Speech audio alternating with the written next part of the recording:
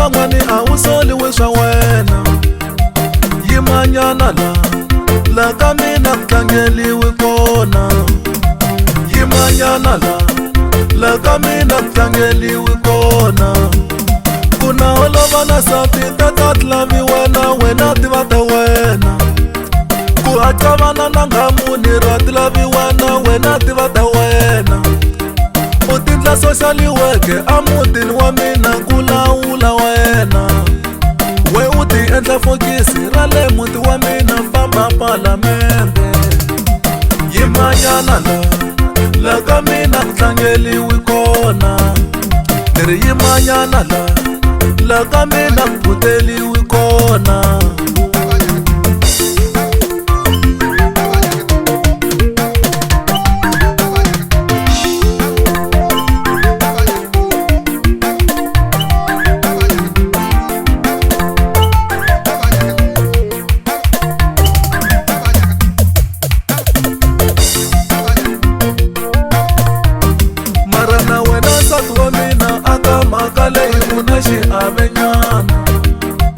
loko hi holova u teka timhaka u fumbela vanghana u teke mahungu ya right u byela munhu wa rombo wa swi vona katsango languta namuntlha hi dume ku biha hi timhaka ta wena tiko hinkwerhu hi mahungu ya vunwa tiko hinkwerhu hi mahungu ya vunwa boriwa hi loyi wo tati endla fokisi la mutini wa mina fokisi ra mbara a ni twanani na rona famba bengela lesuka yimanyana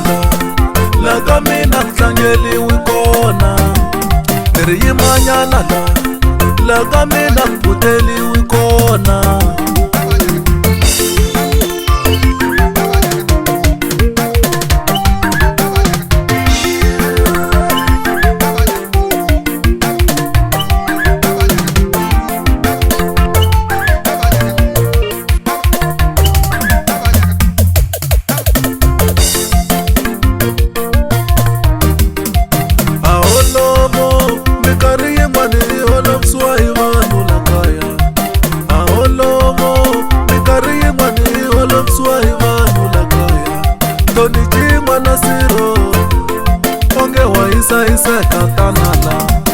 na kutwa munghana timhaka ta wena ti hlomula na mbilu n'wanoma na kutwa munghana timhaka ta wena ti hlomula na mbilu n'wanoma swihlungwani swo talo phela swi rhwale timhaka emindyangwini swihlungwani swo talo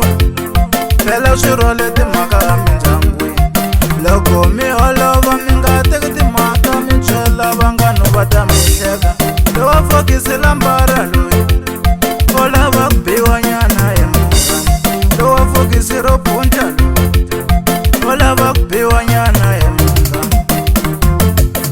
lowa fokisi ro punta ni nga n'wu faka nyiti loko ho hlangana ni nga n'wu himo lowa fokisi ro punta ni nga n'wu faka nyiti loko no tikuma ni nga tigembo